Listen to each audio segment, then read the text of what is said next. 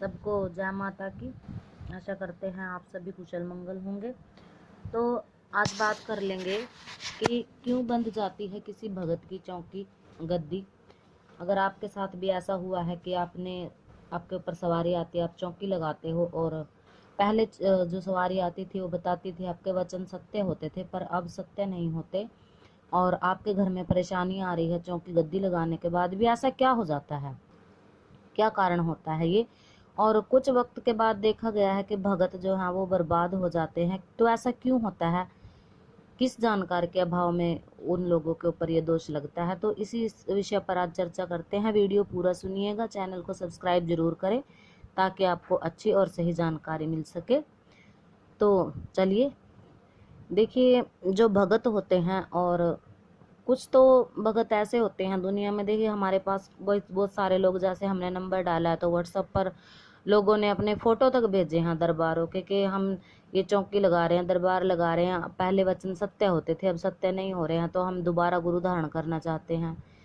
जो नंबर हमने डाला है व्हाट्सएप पर, बहुत सारे अपने दरबारों के फोटो लोग भेज रहे हैं कि दोबारा गुरु धारण, किसी के गुरु अब स्वर्ग सिधार चुके हैं, किनके हैं, तो वो बोल रहे हैं कि हम भटक रहे हैं। तो देखिए, सबसे पहले तो जब आप गुरु बनाते हो, आपके ऊपर सवारी आती है, तो सोच समझ कर गुरु बनाए।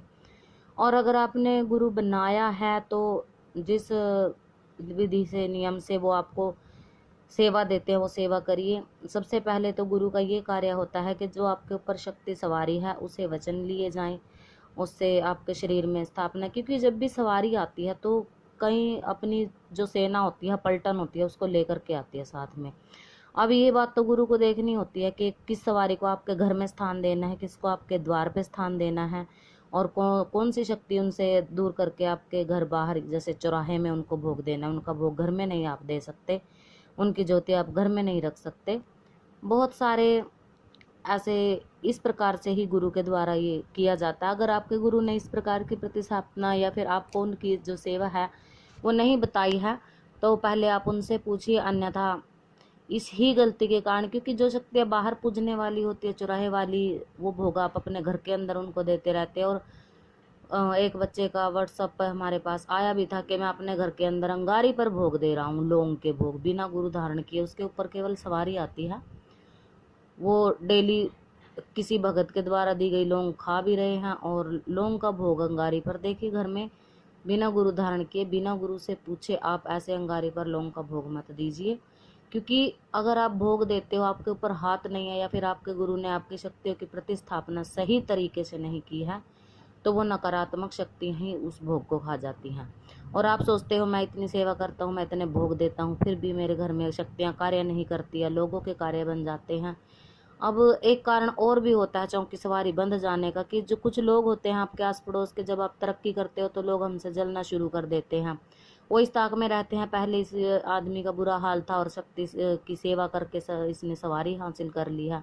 अब सवारी खुश होकर आपके जो है दुख दरिद्र उनको ले जाती है और खुश होकर के अपने अंश रूप में एक सवारी आपको दे देती है, तो लोग आपसे जलना शुरू हो जाते हैं। आप तरक्की करते हो, दरबार लगाने लगते हो, दूसरे लोगों के संकट आप काटने लगते हो, तो लोग किसी दूसरे तांत्रिक के पास जाकर आपके स्थान पर कोई भी वस्तु, चाहे वो मिठाई भी क्यों ना हो, पहले किसी तांत्रिक से उसको अभिमंत्रित करके ही आपके दरबार में चढ़ाने आ जाते हैं। तो लोग, ऐसे लोगों से बच के रहिए। जिनको आप पे जरा भी शक हो, उन लोगों को पहली बात तो अपने घर में, चौकी दरबार में, मंदिर स्थान में प्रवेश ना करने दे। अगर वो करना चाहते हैं तो आप साफ तौर पर मना कर दे कि मिठाई वगैरह जो है आप हमें दे, हम ही माँ को भोग लगाएंगे। इस प्रकार की चीज़ों से भी आपको बचना चाहिए। दूसरी बात ये होती है कि आपने, अगर आपके दरबार में कोई आ रहा है, आपने काम करना शुरू कर दिया, जन कल्याण के लिए कार्य करना बहुत अच्छी बात है, हम भी करते हैं, पर उसके लिए कुछ नियम होते हैं, शक्तियों की स्थापना होती है। हमने पहले भी बताया, कुछ शक्तियों को स्थान देना होता है।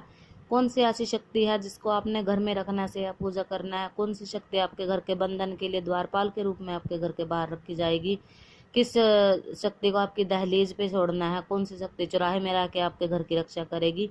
अगर आपने साधना नहीं की है कोई किसी शक्ति की, तो शक्ति आपको कभी नहीं बताएगी कि आपके साथ ये घटित हो चुका है। और सबसे पहले तो साधक के साथ आर्थिक और शारीरिक परेशानियां ही इसमें आती हैं। और ये आपकी जिस शक्ति की आप सेवा साधना करते हो उसकी तरफ से भी आपकी परीक्षा हो सकती है।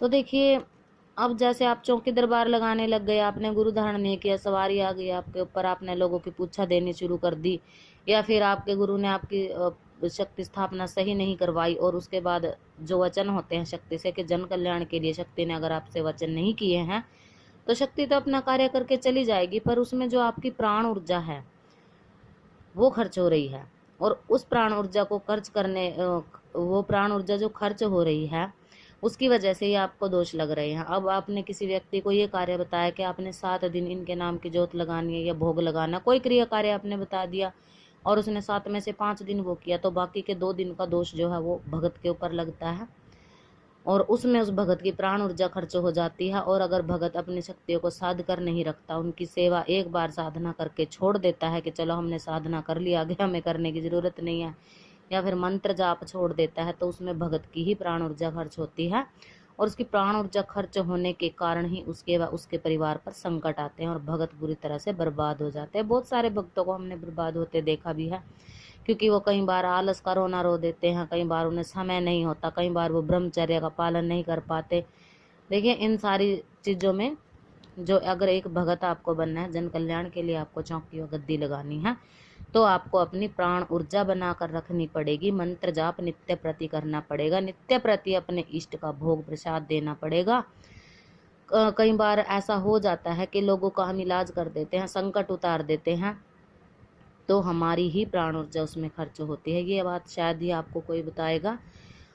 तो शक्तियों की साधना करते रहना भी आवश्यक है। अब नवरात्रि आ रही है, नवरात्रि के 9 दिनों में आप शक्तियों को अपनी साधना कीजिए, अपने मंत्र जाप का, जो गुप्त मंत्र आपको गुरु द्वारा दिए गए हैं और जो गुरु मंत्र आपको दिया गया है उनका जाप करते रहिए, साधना करते रहिए। अगर आपसे कुछ भी नहीं होता, हम पहले भी अपनी वीडियो में बता चुके हैं, ऐसा कुछ नहीं होता कि उनको ये बहुत ज़्यादा भोग लगाओ या उपवास करना ही ज़रूरी होता है। देखिए, अगर हम अपनी कुदृष्टि का उपवास नहीं करते, अपने कुवाणी का, जो अभद्र वाणी है उसका उपवास नहीं करते, या फिर हमारे अंदर और भी बहुत से विकार हैं, अगर उनसे उपवास नहीं करते, तो ये उपवास रख कर एक वक्त का भोजन आप छोड़कर क्या या तो आप खुद को ही धोखा दे रहे हैं या फिर उस महाशक्ति को धोखा दे रहे हैं। तो उपवास करने का कोई खास महत्व नहीं है, क्योंकि हम माँ के भगत हैं। हम ज़्यादा उपवासों में ध्यान नहीं रखते, हम ज़्यादातर माँ की सेवा और उनके भोग के प्रति ही ध्यान रखते हैं। अगर आपका मन है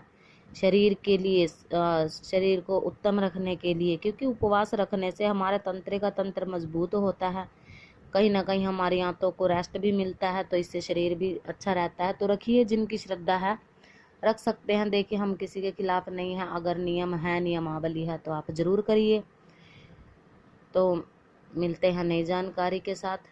चैनल को सब्सक्राइब करिए, नई नई जानकारियों के साथ, नई नई वीडियो के साथ आपसे मिलते रहेंगे। तब तक के लिए जय माता की।